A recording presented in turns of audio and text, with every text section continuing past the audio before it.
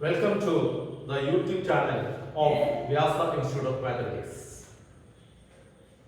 ഈ ചാനലിലൂടെ ബാങ്ക് ടെസ്റ്റിന് വേണ്ടിയും സ്റ്റാഫ് സെലക്ഷൻ കമ്മീഷന്റെ ടെസ്റ്റുകൾക്ക് വേണ്ടിയും പ്രിപ്പയർ ചെയ്യുന്ന എല്ലാവർക്കും ഹെൽപ്ഫുൾ ആയിട്ടുള്ള കുറെ ടൂൾസ് ഓരോരോ എപ്പിസോഡുകളിലായി തരുവാനാണ് ഞങ്ങൾ ഉദ്ദേശിക്കുന്നത്. ബാങ്ക് ടെസ്റ്റിന്റെ കാര്യത്തിൽ അതിന്റെ ടെസ്റ്റുമായി ബന്ധപ്പെട്ട വിശദ വിവരങ്ങളാണ് ഈ എപ്പിസോഡിൽ ഞങ്ങൾ നൽകാൻ ഉദ്ദേശിക്കുന്നത്. തുടർന്നുള്ള എപ്പിസോഡുകളിലൂടെ ഓരോ ടോപ്പിക്കിന്റെയും ആ ടോപ്പിക്കുകളെ കോൺഫിഡൻസോടുകൂടി ഫേസ് ചെയ്യാനുള്ള ധൈര്യം കിട്ടാനും ഉള്ള മാർഗനിർദ്ദേശങ്ങൾ അടുത്ത എപ്പിസോഡുകളിലൂടെ ഞങ്ങൾ നൽകുന്നതാണ്. നിങ്ങൾ തീർച്ചയായും ഇതിന്റെ എല്ലാ എപ്പിസോഡുകളും തുടർച്ചയായി കണ്ടുകൊണ്ടിരുന്നാൽ ഏറ്റവും ഉയർന്ന സ്കോർ വാങ്ങിച്ചുകൊണ്ട് ഈ ടെസ്റ്റുകളിൽ വിജയിച്ചുകൊണ്ട് നല്ല ഒരു കരിയർ നേടിയെടുക്കുവാൻ എല്ലാവർക്കും സാധിക്കും എന്ന് ഞങ്ങൾക്ക് ഉത്തമ വിശ്വാസമുണ്ട്. ഈ എപ്പിസോഡിൽ നമുക്ക് വിവിധ ടെസ്റ്റുകളെ കുറിച്ചും ആ ടെസ്റ്റുകളുടെ പാറ്റേണുകളെ കുറിച്ചും വിശദമായി ഒന്ന് അറിയാൻ ശ്രമിക്കാം. ബാങ്ക് ടെസ്റ്റിന്റെ കേസിൽ രണ്ട് തരം പോസ്റ്റുകളാണ് ഉള്ളത്. ഒന്ന് ക്ലറിക്കൽ പോസ്റ്റ്, മറ്റൊന്ന് പ്രൊബേഷണറി ഓഫീസർ പോസ്റ്റ്.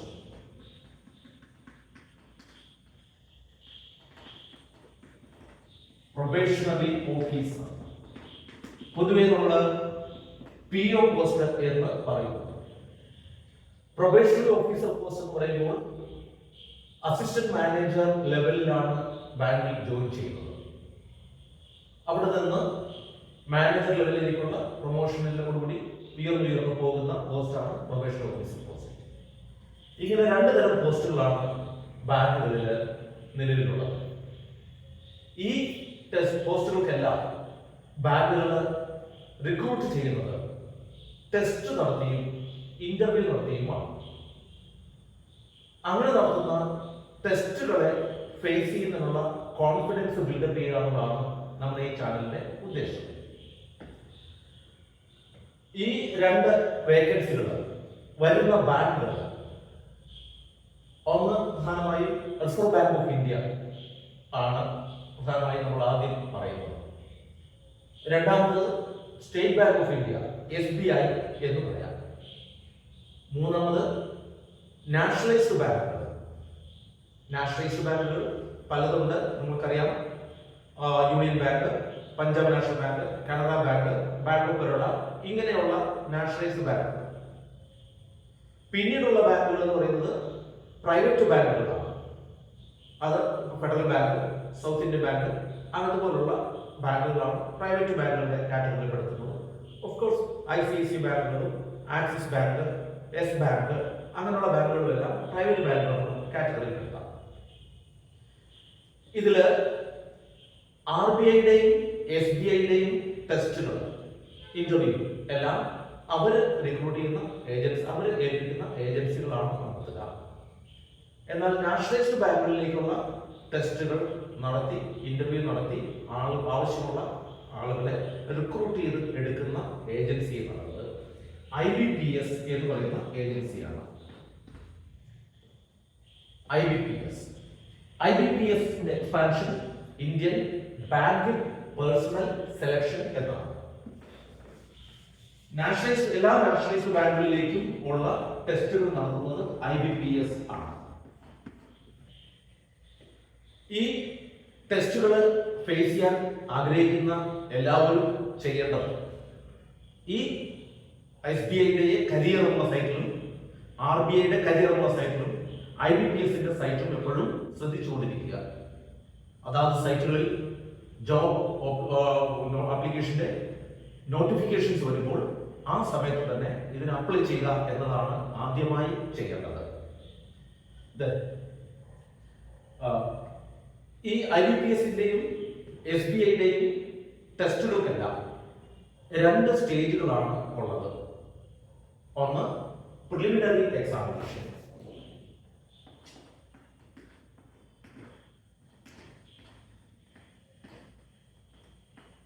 മറ്റൊന്ന് മെയിൻ എക്സാമിനേഷൻ.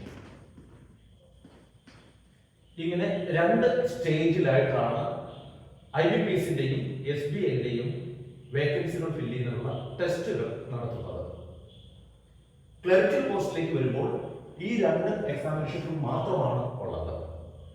എന്നാൽ പ്രൊബേഷണറി എക്സാമിനേഷന്റെ കേസിലേക്ക് വരുമ്പോൾ, പ്രൊബേഷണറി ഓഫീസർ പോസ്റ്റിലേക്ക് വരുമ്പോൾ ഈ രണ്ട് എക്സാമുകൾ കൂടാതെ ഇന്റർവ്യൂ കൂടി ഉണ്ടാകും. പ്രിലിമിനറി എക്സാമും മെയിൻ എക്സാമും ക്ലിയർ ചെയ്യുന്ന ആളുകൾക്കാണ് ഇന്റർവ്യൂ ഉള്ളത്. അതോടൊപ്പം തന്നെ പ്രൊബേഷണറി ഓഫീസർ പോസ്റ്റിലേക്കുള്ള വേക്കൻസിക്ക് ഓൺലൈൻ എക്സാം, അതായത് പ്രിലിമിനറി എക്സാമും മെയിൻ എക്സാമും നടത്തുന്നത് ഒബ്ജക്റ്റീവ് ടൈപ്പ് ആയിട്ട് ഓൺലൈൻ ആയിട്ടാണ് എക്സാമുകൾ കണ്ടക്ട് ചെയ്യുക. ആ ഓൺലൈൻ എക്സാം കൂടാതെ പ്രൊബേഷണറി ഓഫീസർ പോസ്റ്റിലേക്ക് വരുമ്പോൾ ഒരു ഡിസ്ക്രിപ്റ്റീവ് ടൈപ്പ് ടെസ്റ്റ് കൂടി ഉണ്ട്. ഡിസ്ക്രിപ്റ്റീവ് ടൈപ്പ് ടെസ്റ്റില് ഇംഗ്ലീഷ് ടോപ്പിക്കില് ഒരു ലെറ്റർ റൈറ്റിങ്ങും എസ്സേ റൈറ്റിങ്ങുമാണ് അതിനായി വരുന്നത്. ഇത്രയുമാണ് അതിനുള്ള ടോപ്പിക്കുകളുള്ളത്, എക്സാമിനേഷന്റെ പാറ്റേൺ ഉള്ളത്. പിന്നീട് നമുക്ക് ഈ ഓരോ എക്സാമിനും ഉള്ള ടോപ്പിക്കുകളെ കുറിച്ച് കൂടി പരിചയപ്പെടാം. പ്രിലിമിനറി എക്സാം SBIക്ക് ആണെങ്കിലും IBPSനാണെങ്കിലും പ്രിലിമിനറി എക്സാം എന്ന് പറയുന്നത് 100 ക്വസ്റ്റ്യൻസ് ഉൾപ്പെടുന്നതാണ്. ഈ 100 ക്വസ്റ്റ്യൻസിന് വരുന്ന ടോപ്പിക്കുകൾ ക്വാണ്ടിറ്റേറ്റീവ്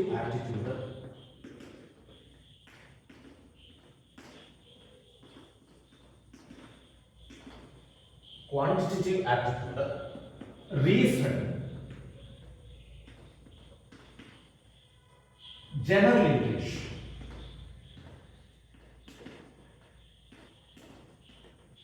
ഈ 3 ടോപ്പിക്കുകളിൽ നിന്നാണ് പ്രിലിമിനറി എക്സാമിനേഷന്റെ ക്വസ്റ്റ്യനുകൾ വരുന്നത്. Quantitative aptitude, reasoning, general English. ഇവയ്ക്ക് ഓരോന്നും ക്വാണ്ടിറ്റേറ്റീവ് ആപ്റ്റിറ്റ്യൂഡിന് 35 ക്വസ്റ്റ്യൻസ് ആണ് ഉണ്ടാകുക. റീസണിങ്ങിനും 35 ക്വസ്റ്റ്യൻസ് ഉണ്ടാകും. ജനറൽ ഇംഗ്ലീഷിൽ നിന്ന് 30 ക്വസ്റ്റ്യൻസ് ആണ് ടെസ്റ്റിന് ഉണ്ടാകുക. ഈ ഓരോ ടോപ്പിക്കിനും 20 മിനിറ്റ് വീതമുള്ള ടൈം കട്ട് ഓഫ് ഉണ്ട്. അതായത് ക്വാണ്ടിറ്റേറ്റീവ് ആപ്റ്റിറ്റ്യൂഡിന്റെ ക്വസ്റ്റ്യനുകൾ 20 മിനിറ്റ് ഉണ്ടാവുള്ളൂ. 20 മിനിറ്റ് കഴിയുമ്പോൾ അതിന്റെ ക്വസ്റ്റ്യൻസ് സ്ക്രീനിൽ നിന്ന് ഡിസപ്പിയർ ആവും. നെക്സ്റ്റ് 20 മിനിറ്റ്സ് റീസണിംഗ് എന്നുള്ള ടോപ്പിക്കിന്റെ ക്വസ്റ്റ്യൻസ് ആയിരിക്കും. അടുത്ത 20 മിനിറ്റ് ജനറൽ ഇംഗ്ലീഷിന്റെ ക്വസ്റ്റ്യൻസ് ആയിരിക്കും. അങ്ങനെ ഓരോ ടോപ്പിക്കിനും സെപ്പറേറ്റഡ് ആയ ടൈം കട്ട് ഓഫ് ഇതിന് ഉണ്ട്. അപ്പോൾ ടെസ്റ്റിന് പ്രിപ്പയർ ചെയ്യുന്ന ആളുകൾക്ക് ആവശ്യം വേണ്ടത് ഈ പറയുന്ന 20 മിനിറ്റിനുള്ളിൽ 35 ക്വസ്റ്റ്യൻസ് ക്വാണ്ടിറ്റേറ്റീവ് ആപ്റ്റിറ്റ്യൂഡിൽ നിന്നും 20 മിനിറ്റിനുള്ളിൽ റീസണിംഗിൽ നിന്നുള്ള 35 ക്വസ്റ്റ്യൻസും 20 മിനിറ്റിനുള്ളിൽ ജനറൽ ഇംഗ്ലീഷിലുള്ള 30 ക്വസ്റ്റ്യൻസും ആൻസർ ചെയ്യാൻ പറ്റുന്ന തരത്തിലുള്ള സ്പീഡ് ഉണ്ടാക്കിയെടുക്കുക. അതാണ് അത്യാവശ്യമുള്ളത്. അങ്ങനെ സ്പീഡ് കിട്ടണമെങ്കിൽ നല്ല ഒരു പ്രാക്ടീസ് വേണം. പ്രാക്ടീസ് മാത്രം പോരാ, കുറച്ച് ടൈം സേവിംഗ് ടൂൾസ് കൂടി, ടൈം സേവിംഗ് ടിപ്സ് കൂടി ആവശ്യമുണ്ട്. അങ്ങനെ ആവശ്യമുള്ള ടൈം സേവിംഗ് ടിപ്സ് ഉൾപ്പെടെയുള്ള ഈ ടോപ്പിക്കുകൾക്ക് വേണ്ടിയുള്ള ക്ലാസ്സുകളാണ് ഈ ചാനലിന്റെ ഓരോ എപ്പിസോഡിലൂടെയും നമ്മൾ നൽകാൻ ഉദ്ദേശിക്കുന്നത്. കൃത്യമായി ഇത് വാച്ച് ചെയ്തുകൊണ്ടിരുന്നാൽ നിങ്ങൾക്ക് ഈ എക്സാം വളരെ നല്ല രീതിയിൽ ക്ലിയർ ചെയ്യാൻ സാധിക്കുമെന്ന് ഉറപ്പുണ്ട്. ഇതോടൊപ്പം തന്നെ പ്രിലിമിനറി എക്സാം കഴിഞ്ഞാൽ പിന്നീട് വരുന്ന എക്സാം മെയിൻ എക്സാമിനേഷൻ ആണ്. മെയിൻ എക്സാമിനേഷന്റെ കേസിൽ ടോപ്പിക്കിൽ ഒരല്പം കൂടി വ്യത്യാസമുണ്ട്. അതിന് ക്വാണ്ടിറ്റേറ്റീവ് ആപ്റ്റിറ്റ്യൂഡ് ഉണ്ട്. അത് പ്രൊബേഷണറി ഓഫീസർ പോസ്റ്റിന്റെ കേസിലേക്ക് വരുമ്പോൾ അതിന് ക്വാണ്ടിറ്റേറ്റീവ് ആപ്റ്റിറ്റ്യൂഡ് നല്ല പേര് പറയുന്നത്. അതിന് ഡാറ്റ അനാലിസിസ് ആൻഡ് ഇന്റർപ്രിട്ടേഷൻ എന്നാണ് പറയുന്നത്. Data analysis and interpretation. അപ്പോൾ ക്വസ്റ്റ്യന്റെ ലെവലിന് ഒരാൾക്ക് മാറ്റമുണ്ടാകും. റീസണിങ്ങും ഹൈ ലെവൽ റീസണിങ് എന്നാണ് പ്രൊബേഷണറി ഓഫീസർ പോസ്റ്റിലേക്ക് വരുമ്പോൾ, പ്രൊബേഷണറി ഓഫീസർ പോസ്റ്റിന്റെ മെയിൻ എക്സാമിനേഷനിലേക്ക് വരുമ്പോൾ പറയുന്നത്. അപ്പോഴും പ്രിലിമിനറി എക്സാമിനേഷന്റെ ക്വസ്റ്റ്യനേക്കാൾ അല്പം കൂടി ലെവൽ ചേഞ്ച് ഉള്ള ക്വസ്റ്റ്യനുകളായിരിക്കും പ്രൊബേഷണറി ഓഫീസർ പോസ്റ്റിന്റെ മെയിൻ എക്സാമിനേഷന് വരുന്നത്. അതുപോലെ ജനറൽ ഇംഗ്ലീഷ്, അതിനും ക്വസ്റ്റ്യന്റെ ലെവൽ ചേഞ്ച് ഉണ്ടാവും. അതുകൊണ്ട് തന്നെ ഇതിന് സമയവ്യത്യാസമുണ്ട്. പ്രൊബേഷണറി ഓഫീസർ പോസ്റ്റിന്റെയും ക്ലറിക്കൽ പോസ്റ്റിന്റെയും മെയിൻ എക്സാമിനേഷന് ഈ 3 ടോപ്പിക്കുകളും കൂടാതെ quantity aptitude, reasoning, general English എന്നിവ കൂടാതെ general awareness and banking awareness എന്ന ടോപ്പിക്കും ഉണ്ടാവും. ജനറൽ അവയർനെസ് എന്ന് പറയുമ്പോൾ അതിന് 2 പാർട്ട് ഉണ്ടാകും. ഒന്ന് സ്റ്റാറ്റിക് അവയർനെസ്സും മറ്റൊന്ന് കറന്റ് അഫയേഴ്സും. സ്റ്റാറ്റിക് എന്ന് പറയുമ്പോൾ സ്ഥിരമായി ഉള്ള കാര്യങ്ങൾ, മാറ്റമില്ലാത്ത തരം ജനറൽ അവയർനെസ്. ഉദാഹരണത്തിന് ഇപ്പൊ ഡൽഹി, ഇന്ത്യയുടെ ക്യാപിറ്റൽ ഏതാണ് എന്നത് ഡൽഹി എന്നതിന് മാറ്റമുണ്ടാകില്ലല്ലോ. അതുപോലെ ഉള്ള കാര്യങ്ങളെയാണ് സ്റ്റാറ്റിക് അവയർനെസ് എന്ന് പറയുന്നത്. കൂടാതെ കറന്റ് അഫയേഴ്സ് എന്ന് പറയുമ്പോൾ സാധാരണ രീതിയിൽ ടെസ്റ്റ് നടക്കുന്നതിന് 6 മാസം മുൻപ് വരെയുള്ള കറന്റായ കാര്യങ്ങളെ കുറിച്ചുള്ള അറിവാണ്. ഇത് രണ്ടും കൂടെ ചേർന്നാണ് ജനറൽ അവയർനെസ് എന്ന് പറയുന്നത്. കൂടാതെ ബാങ്കിങ് അവയർനെസ് എന്ന് പറയുമ്പോൾ ബാങ്കുമായി ബന്ധപ്പെട്ട പ്രത്യേക ടേമുകളും അതിന്റെ ഡീറ്റെയിൽസും കൂടി ഉൾപ്പെട്ടതാണ് general awareness and banking awareness എന്ന് പറയുന്ന സെക്ഷൻ. കൂടാതെ റീസണിങ് എന്ന ടോപ്പിക്കിന് പ്രൊബേഷണറി ഓഫീസർ പോസ്റ്റിന്റെയും ക്ലറിക്കൽ പോസ്റ്റിന്റെയും മെയിൻ എക്സാമിനേഷന് റീസണിങ് എന്നുള്ള ടോപ്പിക്കിന്റെ കൂടെ കമ്പ്യൂട്ടർ ആപ്റ്റിറ്റ്യൂഡ് കൂടി ഉൾപ്പെടുത്തുന്നുണ്ട്. ബേസിക് ലെവലിലുള്ള സാധാരണ ആളുകൾക്ക് എല്ലാം അറിയാവുന്ന തരത്തിലുള്ള കമ്പ്യൂട്ടർ ആപ്റ്റിറ്റ്യൂഡ് കൂടി ആ ടോപ്പിക്കിൽ ഉൾപ്പെടുത്തുന്നുണ്ട്. അതോടൊപ്പം തന്നെ ക്വസ്റ്റ്യനുകളുടെ എണ്ണത്തിനും മാറ്റമുണ്ട്. ക്വാണ്ടിറ്റേറ്റീവ് ആപ്റ്റിറ്റ്യൂഡ് എന്നുള്ളത് ഞാൻ പറഞ്ഞു, പ്രൊബേഷണറി ഓഫീസർ പോസ്റ്റിലേക്ക് വരുമ്പോൾ അതിന്റെ പേര് ഡാറ്റ അനാലിസിസ് ആൻഡ് ഇന്റർപ്രിട്ടേഷൻ ആണ്.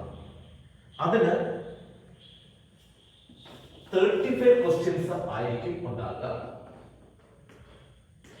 ഡാറ്റ അനാലിസിസ് എന്നൊരു ടോപ്പിക്കിന് 35 ക്വസ്റ്റ്യൻസ് ആയിരിക്കും ഉണ്ടാകുക. 45 മിനിറ്റ് ടൈം ഉണ്ട്. 45 മിനിറ്റ് ടൈം അനുവദിക്കും. ക്വസ്റ്റ്യന്റെ ലെവൽ കൂടുതലാണ് എന്നുള്ളത് കൊണ്ട് തന്നെയാണ് കൂടുതൽ ടൈം അവിടെ കിട്ടുന്നത്. അതുപോലെ റീസണിങ് ആൻഡ് കമ്പ്യൂട്ടർ ആപ്റ്റിറ്റ്യൂഡ് എന്നതിന് 45 ക്വസ്റ്റ്യൻസ് ഉണ്ടാകും. അതിനും 45 മിനിറ്റ് ആണ് ഉണ്ടാകുക. പിന്നീട് ജനറൽ ഇംഗ്ലീഷ് എന്ന ടോപ്പിക്കിൽ 35 ക്വസ്റ്റ്യൻസും 40 മിനിറ്റും ഉണ്ടാകും. ജനറൽ അവയർനെസ്സിന് 35 ക്വസ്റ്റ്യൻസും 30 മിനിറ്റുമാണ് ഉണ്ടാകുക. ഇങ്ങനെയാണ് അതിന്റെ ടൈം ഡിസ്ട്രിബ്യൂഷൻ വരുന്നത്. അത് മെയിൻ എക്സാമിനേഷന്റെ കാര്യത്തിൽ. പ്രൊബേഷണറി ഓഫീസർ പോസ്റ്റിന്റെ കാര്യത്തിൽ ഞാൻ നേരത്തെ സൂചിപ്പിച്ചു, നിങ്ങൾക്ക് ഒരു ഡിസ്ക്രിപ്റ്റീവ് ടൈപ്പ് ഓഫ് പേപ്പർ കൂടെ ഉണ്ടാകും. പക്ഷേ ഡിസ്ക്രിപ്റ്റീവ് ടൈപ്പ് പേപ്പർ വാല്യൂ ചെയ്യുന്നത് objective type question part clear ചെയ്തവരുടെ മാത്രമേ ഉള്ളൂ. എന്ന് പറഞ്ഞാൽ ഒരാള് descriptive type, objective type clear ചെയ്തില്ല എന്നിരിക്കട്ടെ, ഒബ്ജക്റ്റീവ് ടൈപ്പ് എക്സാം ഓൺലൈൻ എക്സാമിന്റെ കട്ട് ഓഫ് ആവശ്യമുള്ളതിൽ താഴെയാണ് നിൽക്കുന്നിരിക്കട്ടെ, എങ്കിൽ അവരുടെ ഇംഗ്ലീഷിന്റെ ഡിസ്ക്രിപ്റ്റീവ് പേപ്പർ വാല്യൂ ചെയ്യുകയേ ഇല്ല, അത് നോക്കില്ല. ഓൺലൈൻ എക്സാമിന്റെ descriptive objective type part clear ചെയ്തവരാണെങ്കിൽ അവരുടെ ഡിസ്ക്രിപ്റ്റീവ് പേപ്പർ കൂടി വാല്യൂ ചെയ്യും. അതിന് രണ്ടിന്റെയും സ്കോർ കൂടി ഉൾപ്പെടുത്തിക്കൊണ്ടാണ് ഇന്റർവ്യൂവിന് സെലക്ട് ആകുമോ ഇല്ലയോ എന്ന് തീരുമാനിക്കുന്നത്. ക്ലറിക്കൽ പോസ്റ്റിന് ഇന്റർവ്യൂ ഇല്ല, പ്രിലിമിനറി എക്സാമിനേഷനും മെയിൻ എക്സാമിനേഷനും മാത്രമേ ഉള്ളൂ. ഇത്രയുമാണ് ഇതുമായി ബന്ധപ്പെട്ട് പറയാനുള്ള വിശദാംശങ്ങൾ. അടുത്ത എപ്പിസോഡുകളിലൂടെ നമുക്കിനി ഇതിന്റെ ടെസ്റ്റുകളെ ധൈര്യത്തോടുകൂടി ഫേസ് ചെയ്യുന്നതിനുള്ള ടെക്നിക്സും അതിന് ആവശ്യമായ ടിപ്സും നമുക്ക് പരിചയപ്പെടാം. ഇതിന് ബാങ്ക് ടെസ്റ്റിന് പ്രിപ്പയർ ചെയ്യുമ്പോൾ നിങ്ങൾക്ക് അത്യാവശ്യമായിട്ടൊരു കാര്യം ന്യൂമറിക്കൽ അനാലിസിസിൽ പാർട്ട് ചെയ്യുന്നതിന് മൾട്ടിപ്ലിക്കേഷൻ ടേബിളും അഡീഷൻ ടേബിളും എല്ലാം ഫ്ലുവൻ്റ് ആയി അറിയാമായിരിക്കണം. ടെസ്റ്റിന് പ്രിപ്പയർ ചെയ്യുന്ന ആളുകൾ അത് മൾട്ടിപ്ലിക്കേഷൻ ടേബിളും അഡീഷൻ ടേബിളും എത്രയും ഫ്ലുവൻ്റ് ആക്കാൻ ശ്രമിക്കണം. കാൽക്കുലേറ്റർ ഉപയോഗിക്കാതെ തന്നെയാണ് നമ്മൾ കാൽക്കുലേഷൻസ് എല്ലാം ചെയ്യേണ്ടത്. അതുകൊണ്ട് തന്നെ നമ്മുടെ ഈ എപ്പിസോഡുകളിലൂടെ നിങ്ങൾ പ്രാക്ടീസ് ചെയ്യാൻ ഉദ്ദേശിക്കുമ്പോൾ ഒരു കാരണവശാലും കാൽക്കുലേറ്റർ ഉപയോഗിക്കരുത്. നിങ്ങൾ ടെസ്റ്റ് ക്ലിയർ ചെയ്യാൻ ആഗ്രഹിക്കുന്ന ആളുകൾ കാൽക്കുലേഷൻസ് എല്ലാം കഴിവിന്റെ പരമാവധി കാൽക്കുലേറ്റർ ഉപയോഗിക്കാതെ തന്നെ ചെയ്തിട്ട് പ്രാക്ടീസ് ചെയ്യുക. നമുക്ക് കാൽക്കുലേറ്റർ ഉപയോഗിക്കാതെ തന്നെ എല്ലാ മൾട്ടിപ്ലിക്കേഷനും ഡിവിഷനും എല്ലാം എളുപ്പത്തിൽ ചെയ്യാനുള്ള ടിപ്സ് ആണ് ഈ ചാനലിലൂടെ അടുത്ത എപ്പിസോഡിലൂടെ നമ്മൾ നൽകാൻ ഉദ്ദേശിക്കുന്നത്. മറ്റു വിശദാംശങ്ങൾ കൂടുതൽ വിവരങ്ങൾ ഇനി വരുന്ന എപ്പിസോഡുകളിലൂടെ നൽകാം. Thank you very much.